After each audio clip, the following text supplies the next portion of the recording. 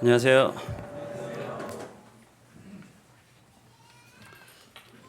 살겠습니다라는 마지막 기도가 가슴에 와닿았습니다. 기도를 다시 하고 말씀을 시작하려고 했는데 살겠습니다라는 마음 때문에 그냥 하겠습니다. 오늘 말씀은 창세기 3장입니다. 창세기 3장 1절부터 7절까지의 말씀을 통해서 유혹의 본질과 유혹을 이기는 방법이라는 제목으로 같이 본문 말씀을 보기를 원합니다. 말씀을 읽기 전에 우리가 한 가지 좀 현실적인 얘기를 하나 하고 시작을 했으면 좋을 것 같아요. 그리스도인이라고 하면 우리가 이제 구원을 받고 하나님과 이제 교제하는 그러한 상태로 이 세상을 살아가게 되잖아요. 그 전까지는 이제 하나님과 교제할 수 없었던 상태이었다가 그리스도인이 되면서 하나님과 교제를 할 수 있는 상태가 되었습니다. 그래서 이 세상을 살아가는 동안에 저희가 예수 그리스도를 닮아가는 그러한 삶을 살고자 노력을 합니다. 근데 그것이 그래야만 해. 그것이 우리가 해야 할 의무야. 이렇게 접근이 되는 게 아니라요. 그것이 우리가 원하는 바가 된 거예요. 그리스도인이라 하면 점점 더 예수 그리스도를 닮아가는 사람으로서 살아가는 것을 원하는 게 되었어요. 그렇기 때문에 우리가 그 길을 가게 됩니다. 그래서 이 세상을 살아가는 동안에 이 성경적인 그리스도인의 생활을 정의를 하면 하나님과의 교제 가운데에서 예수 그리스도를 닮아가는 현실적인 생활을 해 나아가는 사람들이라고 이야기를 하면 될 것 같아요. 이제 좀 더 현실적으로 생각을 해보자고요. 근데 우리가 그렇게 살아가고 있나요? 마음을 갖는 건 알겠는데 실제로 그렇게 살아가고 있나요? 어제보다 오늘 우리가 점점 더 어제보다 오늘 더 예수 그리스도를 닮은 그러한 인격적인 모습과 영적인 모습으로 나아가고 있나요?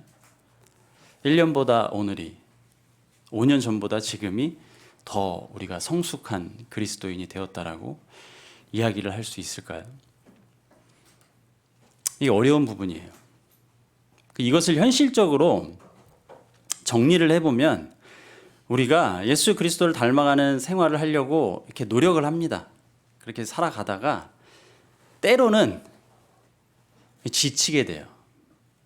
잘 안 되는 나의 모습을 발견해서 실망하기도 하고 때로는 이 현실의 생활 속에서 이 현실을 감당하기가 너무 힘드니까 잠깐 세상을 따라가 보기도 하고 뭐 그렇게 삽니다. 우리가 그래서 왔다 갔다 하면서 살아요. 그게 현실이에요. 성경적으로 성경에서는 그리스도인이 어떻게 살아가야 된다는 걸 이야기하고 있는 거 우리가 알매도 불구하고 현실적으로는 왔다 갔다 하면서 살아요. 그게 우리의 현실인 것을 생각해 보게 될 때 우리가 창세기 3장을 통해서 유혹의 본질을 이해하고 어떻게 하면 유혹을 이길 수 있는지 알게 되면 도움이 될 수 있을 거라고 생각을 합니다. 근데 이 생활 속에서요, 사탄이 유혹을 합니다, 우리를. 그리스도인들을 유혹을 해요. 그래서 죄를 짓도록 유도를 하죠.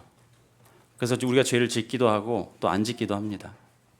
한 가지 우리가 잘못 생각하거나 혹은 가볍게 여기는 부분이 뭐냐면 사탄이 아무나 유혹하지 않습니다. 우리 모든 그리스도인이 사탄의 유혹을 받고 있다고 생각할지도 모르겠어요. 근데 그렇지 않습니다. 내가 내 스스로를 바라볼 때 이 정도면 괜찮다라고 생각하시는 그리스도인들은 사탄 유혹의 대상이 아닙니다. 내가 이 정도로 교회도 잘 나오고 또 성경도 읽고 기도도 좀 하니까 이 정도로만 살면 그럭저럭 괜찮게 살고 있다라고 생각하시는 분들은 사탄의 유혹의 대상이 아닙니다. 뭘까요, 그러면? 유혹의 도구가 됩니다. 사탄의 유혹의 대상은 우리 정확하게 알아야 돼요. 하나님을 추구하는 삶을 살고자 하는 그리스도인입니다.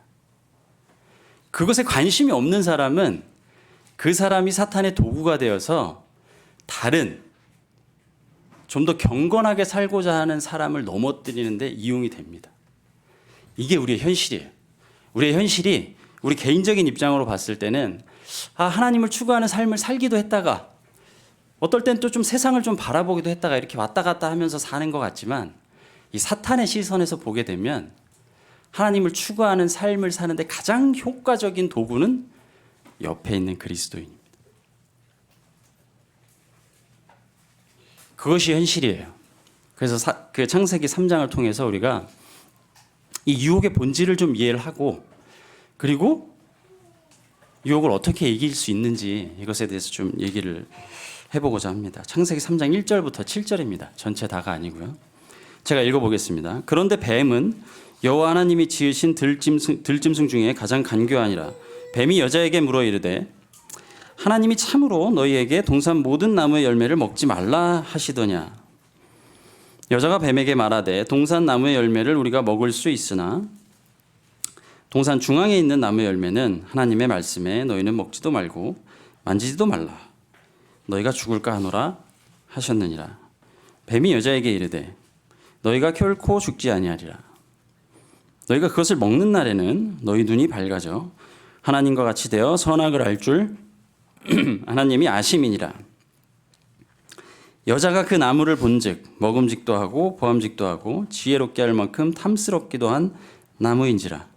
여자가 그 열매를 따먹고 자기와 함께 있는 남편에게도 주매 그도 먹은지라. 이에 그들의 눈이 밝아져 자기들이 벗은 줄을 알고 무화과 나무 잎을 엮어 치마로 삼았더라. 창세기 3장 말씀을 굉장히 많이 읽으셨죠? 우리가 통독을 시작할 때 창세기 1장부터 보통 시작을 하잖아요. 주로 1월에 읽으셨을 텐데 창세기 3장의 말씀을 읽을 때 뱀이 여기 나와 있는 뱀이 사탄이 아닐 수도 있다고 생각하고 읽으신 적이 있습니까? 여기 나와 있는 뱀이 1절에 나와 있는 뱀이 간교하다고 표현된 이 뱀이 사탄이 아닐 수도 있다라고 생각해 보신 적 있으세요? 창세기 3장을 읽으면서? 아마 없을 거예요. 우리는 이 뱀이 사탄이라는 걸 알고 창세기 3장을 읽기 시작합니다. 그런데 창세기 3장 전체에요. 뱀이 사탄이란 언급은 하나도 없습니다. 심지어 성경 전체를 통해서 봤을 때도 신약에 가서야 나와요. 그러니까 구약 전체의 성경을 읽는 이스라엘 백성들에게는 이 뱀이 사탄이라고는 이해하기 어렵습니다. 그렇지만 여기 간교하다고 나와 있으니까 좀 나쁜 존재 아닌가요? 이렇게 생각할 수 있을지도 모르겠어요. 그런데 이 하와의 입장이나 이스라엘 사람들 입장에서는 그렇지 않습니다. 이 간교라고 하는 단어는 오히려 성경에서 신중하다, 영리하다로 번역이 된 게 더 많아요. 간교하다, 사악하다 이렇게 번역이 된 게 아니라 신중하고 영리하다로 번역된 경우가 더 많습니다. 그러니까 이렇게 읽을 수 있겠죠. 뱀은 여호와 하나님이 지으신 들짐승 중에 가장 똑똑하니라. 느낌이 다르지 않습니까? 첫 번째 유혹의 본질입니다. 사탄을 알 수 없어요. 위장된 형태로 다가옵니다. 하와가 뱀이 와서 이 첫 번째 질문을 할 때 이 뱀이 사탄이구나 알았다면 넘어가지 않았을 거예요. 알 수 없습니다. 두 번째, 이 뱀의 질문, 문제가 있습니까? 이 뱀의 질문에 어떤 문제가 있죠? 뱀의 첫 번째 질문을 보면 이렇습니다. 뱀이 여자에게 온 거예요. 여자애가 와가지고 이렇게 질문을 합니다. 하나님이 동산 나무의 열매를 정말 먹지 말라고 하셨어? 라고 질문을 한 거죠. 어떤 문제가 있죠? 이 질문에? 정말 미련하게도 우리가 읽을 때 미련하게도 이 하와는 이 사탄의 유혹을 이기지 못하고 넘어가 버렸어요. 하와가 정말 미련했던 걸까요? 이 첫 번째 뱀의 질문에 아무런 문제가 없습니다.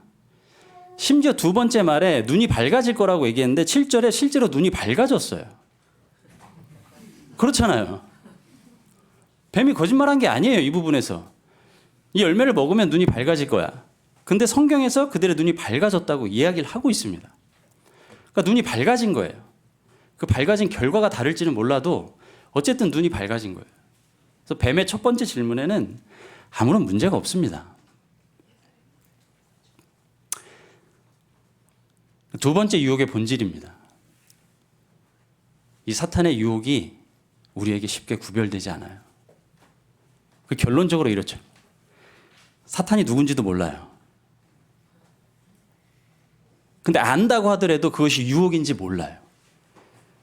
그의 그리스도인이 접해야 될 사탄의 유혹입니다. 이 질문이 생기죠. 신약에 보면 예수님께서 사탄의 유혹을 받으셨잖아요. 그럼 명백하게 사탄의 유혹인지 잘 알겠던데요? 네, 그런 유혹도 있습니다. 내가 정말 배가 고플 때 먹을 것을 갖다 주면서 유혹을 하는 경우도 있습니다. 그래서 구별이 가능한 유혹도 있어요. 그 존재를 부인하는 것은 아닙니다. 하지만 창세기 3장에서 봤을 때 뱀이 사탄이고 뱀이 한 첫 번째 질문부터가 유혹의 시작이다라는 걸 이 여자가 하와가 구별했을 가능성은 희박하다는 거예요. 그러니까 사탄의 유혹은 어렵습니다. 구별하기가. 제가 어떤 형제와 같이 교제를 하다가 형제에게 어떤 이야기를 해줬어요. 근데 이 형제가 저와 같이 이제 교제를 하게 될 때 제가 사탄이 될 수 있다는 생각을 하면서 교제를 할까요? 우리 성도들과 교제할 때 그렇게 교제하십니까? 그렇지 않죠. 부모님과 집에 계신 부모님과 성경을 가지고 교제를 할 때 이 부모님이 사탄이 될 수 있다고 생각을 하시고 교제를 하시나요? 우리 그렇지 않습니다. 그런데 될 수 있어요. 어떻게 알 수 있죠? 그게 성경적입니까, 형제님? 예수님이 베드로에게 뭐라고 하셨죠? 사탄아, 내 뒤로 물러가라. 너가 하나님의 일을 생각하지 않고 사람의 일을 생각하고 있다. 우린 그렇게 될 수 있습니다. 그 누가 자신할 수 있겠습니까? 우리가 사탄이 되지 않을 것이라는 자신을 그 누가 할 수 있겠어요? 할 수 없습니다. 그러니까 사탄을 구별하고 사탄의 유혹을 이기는 방법을 우리가 사람으로부터 찾을 수 없습니다. 그 질문을 하는 사람이 사탄이 될 수 있어요. 사탄은 굉장히 영리합니다. 그러면 이제 문제가 되죠. 우리는 사탄의 유혹을 어떻게 해야 이길 수 있을까? 제가 이길 방법이라고 얘기를 했습니다. 구별하는 방법이 아니에요. 우린 구별하기 어렵습니다. 지금 이 순간 우리 아버지가 나의 남편이 나의 아내가 사탄이 되었다라는 것을 구별하기는 어렵습니다. 그러니까 구별을 해내서 이때는 내가 반응을 잘하고 이때는 좀 반응을 잘은 못해도 대충 해보고 뭐 이렇게 할 수 있다는 얘기가 아니에요. 그러니까 사탄의 유혹을 이기는 방법은 어떻게 구별하느냐부터 오는 것은 아닙니다. 어떻게 넘어졌는지를 봐야 돼요. 그래서 창세기 3장에서 어떻게 넘어졌는지를 보면 그 넘어진 원인을 우리의 생활 속에서 지우고자 노력을 해볼 수는 있다는 얘기입니다. 첫 번째 넘어진 이유가 뭐냐면 하와가 뱀이 사탄이고 뱀의 첫 번째 질문이 사탄의 유혹이라는 것을 몰라서 넘어진 게 아니라요. 하와는 하나님의 말씀을, 하나님의 명령을 정확하게 알지 못했습니다. 뱀의 첫 번째 질문에는 아무 문제가 없어 보이지만 함정은 많아요. 무슨 함정이냐면 상당히 부정적인 질문입니다. 하나님께서 아담에게 하신 말씀은 2장 16절이거든요. 여호와 하나님이 그 사람에게 명하여 이르시되 동산 각종 나무의 열매는 내가 임의로 먹되 라고 얘기해 주셨어요. 그러니까 아무거나 먹으면 돼요. 에덴 동산에 있는 모든 나무의 열매를 아무거나 먹으면 돼요. 근데 뱀의 질문은 어떻게 됐죠? 하나님이 진짜 먹지 말라고 하셨어? 이렇게 질문을 했어요. 근본적으로 부정적이에요. 게다가 참으로라는 수식어를 넣었습니다. 정말? 먹지 말라고 했다고? 이런 톤이 굉장히 부정적이고 이 수식어를 통해서 과장을 했죠. 그리고 또 한 가지가 있습니다. 우리가 쉽게 찾기 어려운 부분인데 하나님을 하나님으로 표현을 했어요, 뱀이. 근데 뭐 문제가 없죠. 근데 이제 2장 4절부터 2장 25절 끝까지 나오는 에덴 동산에서 하나님께서 아담하고 이렇게 서로 이야기를 하고 또 관계를 맺는 과정 속에 하나님이라고 표현한 곳은 한 군데도 없습니다. 여호와 하나님이라고 표현했어요. 이게 달라요. 약간의 느낌이 다릅니다. 근데 창세기 1장에는 하나님으로 나와 있어요. 그러니까 하나님은 잘못된 표현 자체는 아니지만 뱀이 여기서 얘기하고 있는 하나님은 창세기 1장에서 온 우주와 천지 만물을 창조하시고 이 세상을 주관하시는 절대적인 능력을 가진 존재인 거고, 여호와 하나님은 아담과의 관계를 통해서 하나님이 아담에게 명령을 하잖아요. 아무거나 다 먹어도 되는데 선악을 알게 하는 나무는 먹지 말아라. 이게 관계거든요. 이 아담과의 관계를 통해서 좀 더 가까운 상태의 호칭이라고 생각을 하는 게 맞을 겁니다. 그러니까 여호와 하나님, 나와 친근한 하나님에서 뱀은 저 멀리 있는 절대적인 존재의 하나님으로 질문을 한 겁니다.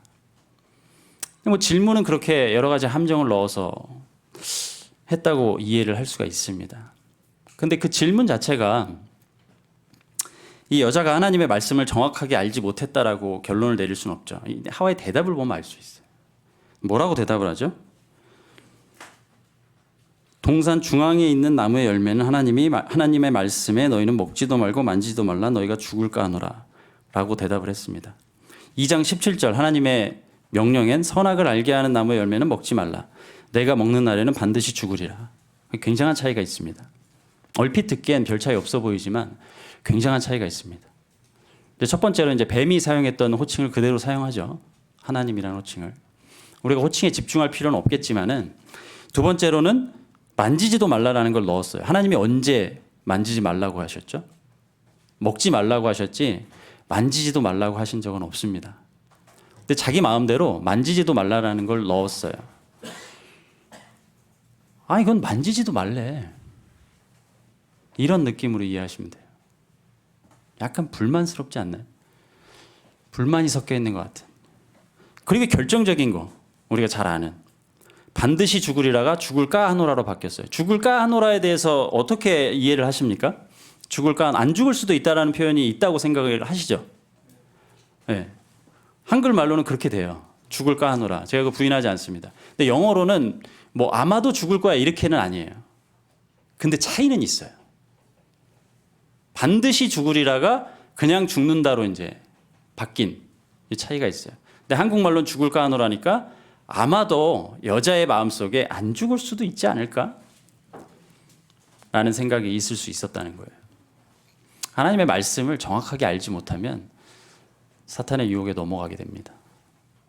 이게 첫 번째 유혹을 이기는 방법이에요. 그러니까 당연히 하나님의 말씀을 정확하게 알고 이해하고 있으면 사탄의 유혹에 넘어갈 가능성이 적어집니다. 하나가 더 있어요. 하나님의 말씀을 알아도 그것을 신뢰해야 돼요. 확신을 가지고 있어야 돼요.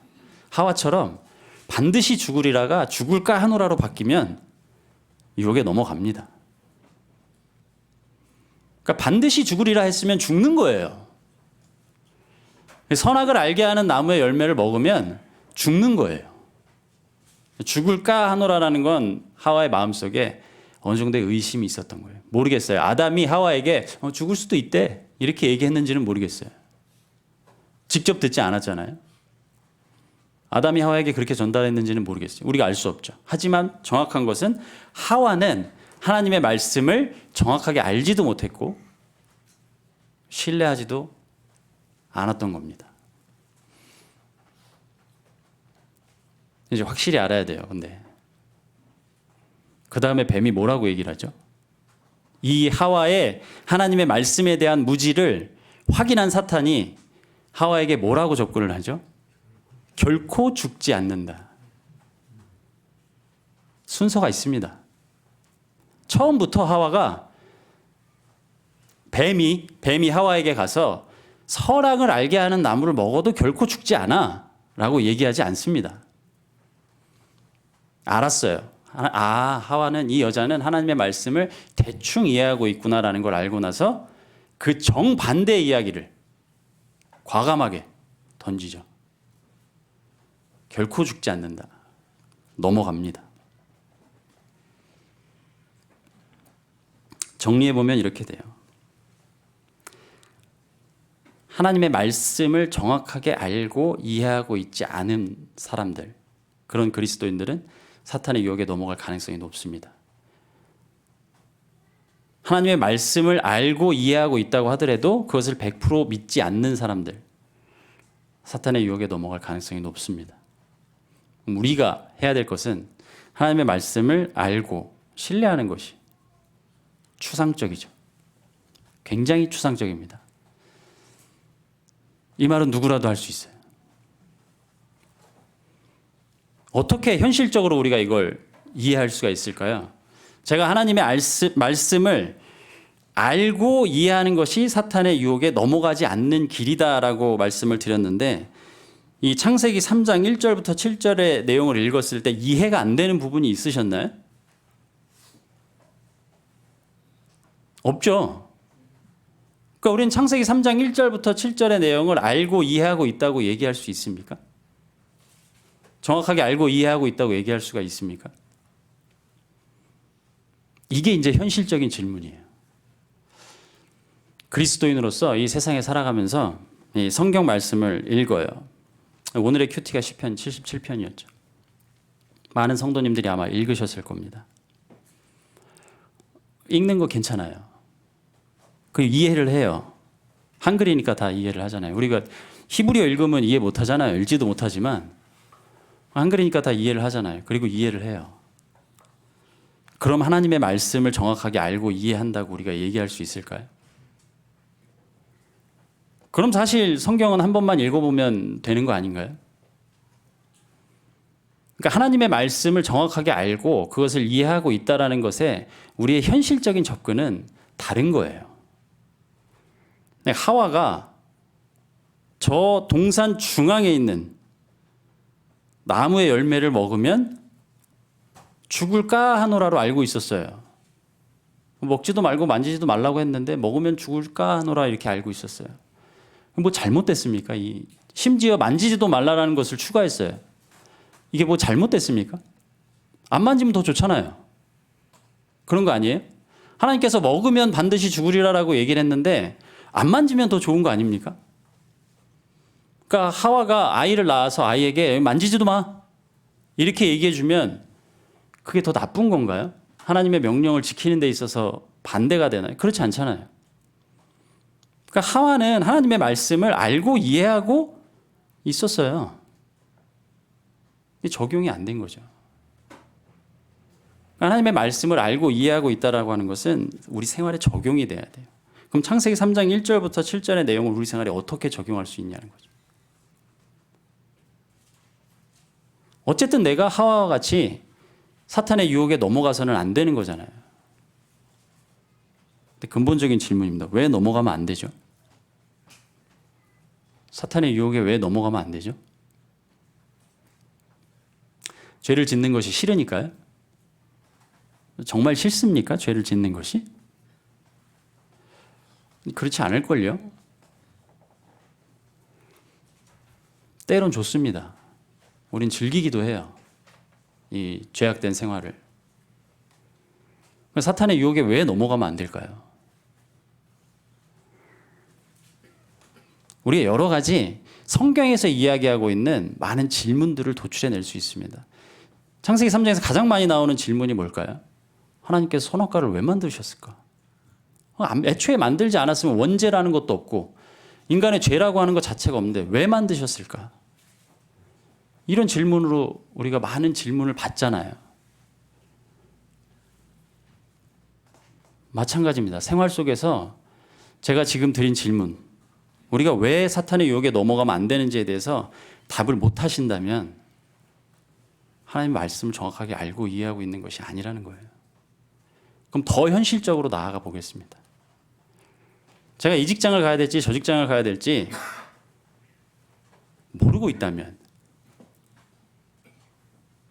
모르고 있다면 그래서 누군가 나보다 영적으로 더 경건해 보이는 그런 장로 형제님들에게 형제님 제가 상황이 이런데 이 직장을 가는 게 좋을까요? 저 직장을 가는 게 좋을까요? 라고 묻고 있다면 하나님의 말씀을 정확하게 알고 이해하는 것이 아닙니다. 더 현실적으로 말씀을 드릴게요. 우리가 하루하루를 살아가면서 굉장히 많은 선택을 해요. 결정을 합니다. 내가 이렇게 할까 저렇게 할까. 이 선택과 결정 속에 하나님이 기뻐하시는 선택, 하나님이 기뻐하지 않는 선택이 뭔지를 모른다면 하나님의 말씀을 알고 이해하는 것이 아닙니다. 여기 나와 있는 이 텍스트를 읽고 글자를 읽고 이것이 어떤 의미인지를 이해하는 게 아니라 내가 지금 이 선택을 해야 될지 저 선택을 해야 될지를 무엇이 하나님께서 원하시는 선택인지 모르신다면 그럼 성경 봐야 돼요. 얼마나 무겁습니까? 그거 좀 모르고 살면 안 돼? 되죠? 계속 죄를 짓게 됩니다. 이게 사탄의 유혹의 본질이에요. 그러니까 내가 하루하루를 살아가면서 어떠한 선택을 하고 결정을 할 때 그 기준에 하나님이라고 하는 분이 아예 없다면 사탄은 그 사람에게 아무것도 하지 않습니다.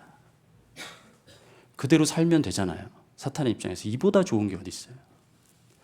그리스도인이라고 주장하는 사람이 하나님을 믿는다고 주장하는 사람이 나의 일상의 선택 속에 하나님이라고 하는 분이 전혀 영향을 미치고 있지 않다면 사탄의 입장에서 이보다 더 좋은 사람이 어디 있냐고요. 차라리 안 믿는 사람보다 좋습니다. 왜? 안 믿는 사람은 믿게 되면 어떻게 달라질지 모르잖아요. 아직 모르는 거잖아요. 근데 내가 구원받은 그리스도인이면서 나의 일상의 선택과 결정 속에 하나님이 아예 없다면 사탄의 입장에서는 이보다 더 감사한 사람이 없는 거예요. 그게 나의 현실이라면 성경을 봐야 됩니다. 하나님의 말씀을 읽어야 돼요. 어떤 접근 방식으로 읽어야 되냐면 하루의 일상의 선택에서 어떤 결정을 하게 될 때 하나님께서 원하시는 선택이 무엇일까? 이 생각을 해보시고요. 거기에 답을 찾지 못하겠으면 성경을 읽으셔야 되는 거예요. 반대로 생각해봐도 좋을 수 있어요. 하나님께서 싫어하시는 선택은 무엇일까? 거기에 답을 찾지 못하면 성경을 읽으셔야 되는 거예요. 그러니까 이걸 한번 물어보세요, 앞으로. 내가 오늘 점심에 여기서 애찬을 먹을지 나가서 밥을 사 먹을지 오늘 저녁에 어떤 메뉴를 먹을지 물어보세요. 웃기죠? 오늘 저녁에 제가 김치찌개를 먹어야 될지 된장찌개를 먹어야 될지 하나님께 물어보세요. 대답이 나올 겁니다. 하나님께서는 둘 다 기뻐하실 거예요. 그런데 그걸 물으면 어떤 결과가 나오는지 아십니까? 밥을 먹을 수 있음에 감사하게 됩니다. 안 물으면요, 내가 먹고 싶은 메뉴를 그냥 사서 먹는 거예요. 그러니까 물어보세요. 우리가 하루하루를 살면서 얼마나 많은 결정들을 하고 선택을 하는지 모르겠어요. 그런데 그 사소한 결정과 선택들 속에 하나님께서 원하시는 선택을 했는지 아니면 하나님께서 싫어하는 선택을 했는지 한번 물어보세요. 그게 하나님의 말씀을 내가 정확하게 알고 이해하고 있는지 없는지를 판단할 수 있는 근거가 됩니다. 만약에 100개 중에 99개의 답을 못 찾았으면 진지하게 성경을 읽으셔야 돼요.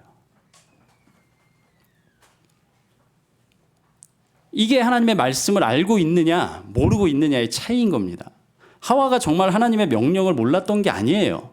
심지어 하와의 마음은 무엇이었냐면 내가 이 뱀의 유혹을 받았으니 하나님을 배반하자. 이거 아닙니다. 이 뱀이 한 이야기가 그럴듯하게 들리니 내가 좀 더 지혜로운 사람이 되어서 하나님과 더 가까운 교제를 해보자 였을 거예요. 얼마나 성경적입니까? 우리가 생각하는 성경적이라고 하는 표현에 대해서 진지하게 생각을 해봐야 돼요. 우리 묵동교회에는 이제 그러신 분이 없는 것 같아서 제가 이런 예를 들어보겠습니다. 새로 구원을 받은 형제가 한 분 있어요. 근데 매 주일 늦는 거예요. 매 주일 늦어요. 그래서 이제 우리가 그 형제를 보면서 이제 권면하고 싶은, 사랑의 권면을 하고 싶은 마음이 생기는 거죠. 그래서 형제에게 좀 일찍 왔으면 좋겠다 이렇게 이야기를 합니다. 그런데 이 형제의 반응이 제가 알아서 할게요. 괘씸하죠. 나는 사랑의 권면을 했는데 반응이 알겠습니다. 제가 열심히 노력해 보겠습니다가 아니라 제가 알아서 할게요. 여기서 누가 기도해야 되는 겁니까? 누가 하나님께서 기뻐하지 않는 선택을 한 건가요? 이 괘씸하다고 생각한 그리스도인입니다. 사랑을 잃어버렸어요. 사랑의 권면을 했는데 사랑을 잃어버렸어요. 이 매주 늦는 형제는 구원받고 나서 본인이 일요일날 계속해서 늦잠을 자던 습관을 가지고 있어서 그걸 고쳐나가고 있는 중이었는데, 계속 기도하면서 힘들게 노력하고 있는 중이었는데 성도들이 와가지고 일찍 좀 와. 얼마나 힘듭니까? 모른다는 거예요, 우리는. 어떻게 사탄이 내 마음속에 들어와서 죄의 씨앗을 심겨놓고 이것이 죄의 결과로 나타나게 될지 우린 구별할 수 없습니다. 그러니까 우리가 성경을 읽는 거예요. 두 번째 현실적인 이야기가 있습니다. 예수님의 가장 큰 명령이 뭐죠? 내 이웃을 내 몸과 같이 사랑하라. 제가 이 얘기를 단에서 한 적이 있었던 걸로 기억을 하는데요. 모든 성도를 사랑하십니까? 그걸 사랑하지 않으신다면 이 예수님의 명령을 지키지 않고 계신 겁니다. 근데 우리가 이 말씀을 알아요. 내 이웃을 내 몸과 같이 사랑하라. 이 말씀을 알아요. 이해를 했어요. 적용을 하려고 해요. 노력을 합니다. 안 되는 걸 깨달았어요. 그 주변을 봐요. 아무도 없는데. 이게 우리가 하나님의 말씀을 신뢰하지 못하는, 그리고 오해하게 만드는 두 번째 이유입니다. 말씀대로 사는 사람을 우리가 교회 안에서 쉽게 보지 못하는 거예요. 저는 이렇게 표현을 하고 싶습니다. 더 이상 사탄은 교회 안에서 영적인 삶을 살고자 추구하는 그리스도인들에게 유혹할 필요가 없어졌습니다. 대다수의 무리는 세상과 하나님과의 어중간한 사이에 걸쳐서 그럭저럭 잘 살아가고 있어요. 그냥 내버려 두면 됩니다. 이게 우리가 하나님의 말씀을 신뢰하지 못하고 믿지 못하는 이유입니다. 너희는 먼저 그의 나라와 그의 의를 구하라. 그리하면 이 모든 것을 너희에게 더하시리라. 라는 말씀을 100% 신뢰하십니까? 이걸 왜 못하냐면요. 이 앞에 나와 있는 너희는 먼저 그의 나라와 그의 의를 구하라를 우리 눈으로 보기가 어려워진 거예요. 그게 그리스도인들이 그런 삶을 살지 않기 때문도 있지만 이 세상은 워낙 개인주의 사회로 변해가고 있기 때문에 옆에 있는 성도들이 어떠한 생각을 가지고 어떻게 살아가는지를 잘 몰라요. 그러니까 먼저 그의 나라와 그의 의를 구하고 있는지도 잘 모릅니다. 그러니까 우리가 교제를 통해서 그런 것들을 알아나가는 거죠. 많이 있습니다, 여러분. 먼저 그의 나라와 그의 의를 구하고요. 그래서 이 모든 것을 더해 주신 하나님을 경험하면서 사는 그리스도인들 많습니다. 그런데 그렇지 않은 사람이 더 많아요. 훨씬 더 많아요. 그래서 이 말씀을 오해해요. 먼저 그의 나라와 그의 의를 구하는 건 대충 뭔지 알겠는데 그렇게 해봤자 나는 힘들게 살 거야. 이런 생각으로 오해를 해요. 그러니까 적정선을 유지해야 돼. 이렇게 오해를 하는 게 우리가 하나님의 말씀을 확신하지 못하고 신뢰하지 못하는 이유입니다. 그럼 사탄의 유혹에 넘어가게 돼요. 어떻게 넘어가죠? 제가 청년회 수양회 가가지고 이런 표현을 했습니다. 이 단에서 얘기할 거라고 제가 상상을 하지 못했는데 교회에 안 와요. 그래서 형제님들이 형제 요새 바쁜가 봐. 얼굴 보기가 힘드네. 그 대답을 하죠. 참 먹고 살기 힘드네요. 요새 좀 바빠요. 제가 그렇게 대답하지 말라고 했어요. 그럼 뭐라고 대답하면 되냐면요. 저 교회 가기 싫어요. 이렇게 대답하면 돼요. 정말 진지하게 우리가 물어봐야 돼요. 하나님께서 먼저 그의 나라와 그의 의를 구하라. 이 말씀을 우리에게 주었을 때, 이 세상을 살아가는 우리에게 주었을 때 이게 해도 되고 안 해도 되는 게 아니라고요. 해도 되고 안 해도 되는 거였으면 이렇게 말씀하실 이유가 없어요. 가급적 웬만하면 나를 먼저 생각해 주렴. 이렇게 얘기하셔도 되잖아요. 그렇지 않습니다. 먼저 그의 나라 그의 의를 구하라고 얘기하신 거예요. 하나님의 말씀을요, 우리가 타협해서는 안 됩니다. 제 주변의 모든 성도들이 하나님의 나라와 하나님의 의를 구하지 않는데 저는 어떻게 그 길을 가나요? 라는 질문 하나님께 하십시오. 타협할 생각하지 마시고요.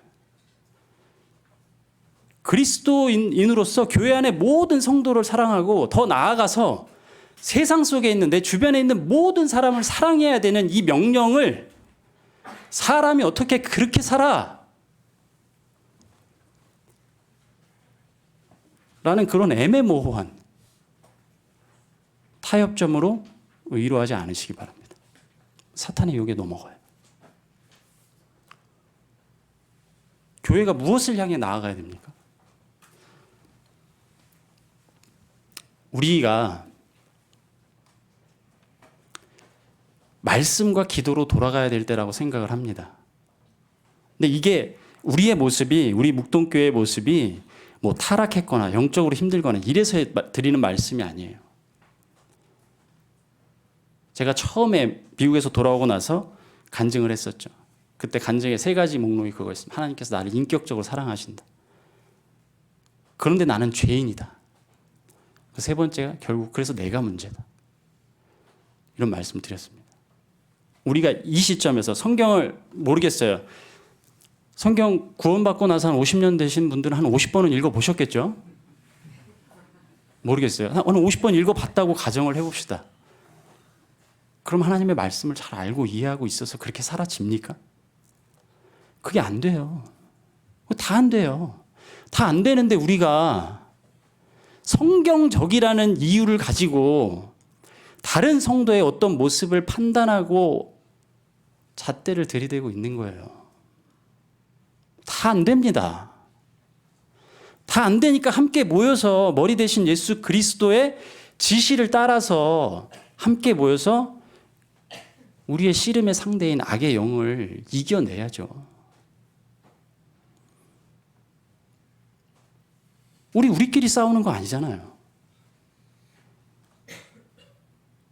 말씀과 기도로 돌아가자라고 이야기할 때 이 우리의 노력과 이 우리의 정말 처절한 바램은 주님 오시는 날까지 계속 되어야 되는 거예요. 지금 우리가 한국 교회가 어렵기 때문에 이런 외침을 하는 게 아니라고요. 말씀과 기도로 돌아가자라고 하는 내용은 정도가 없습니다. 계속해서 돌아가야 돼요.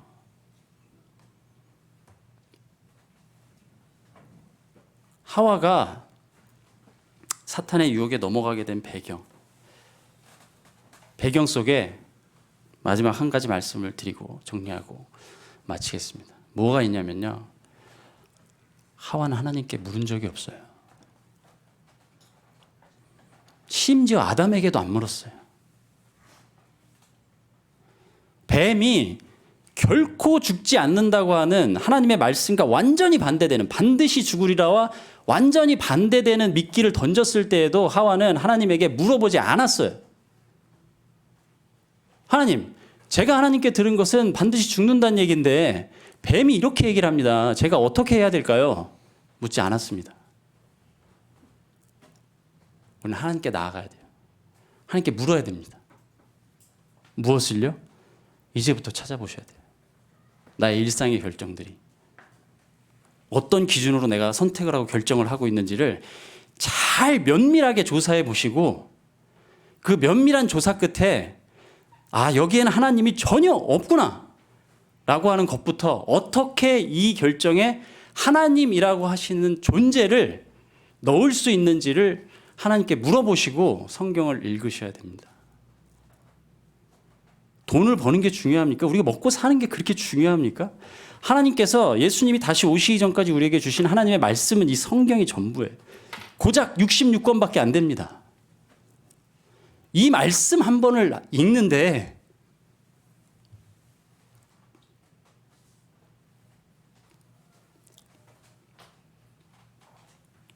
어떤 방해 요소가 있습니까? 물어보셔야 돼요. 읽으셔야 되고요. 북동교회가 앞으로도 굉장히 많은 문제를 일으키게 될 거예요. 교회가 일을 하면요, 문제가 생깁니다. 그때 우리는 같이 하나님께 물어야 돼요. 옆에 계신 형제님, 자매님에 대해서 저 형제가 이런 잘못을 했다, 저 자매가 저런 잘못을 했다, 그러니까 성경적이지 않으니까 우리가 이 사람들을 고쳐주자가 아니라 같이 물어야 돼요. 하나님께. 무엇을 향해서 가야 될지. 그것이 교회가 계속해서 사탄의 유혹에 승리하면서 나아가는 길입니다. 여기에 타협점은 없어요. 하나님의 말씀 이외에 그 어떤 타협점도 없습니다. 이 길을 갈 수 있는 그러한 교회가 지금까지 우리가 되어 왔다고 믿습니다. 앞으로도 우리가 이 길을 갈 수 있는 교회가 되기를 정말 간절한 마음으로 다 같이 기도하기를 정말 호소드립니다. 기도하고 마치겠습니다.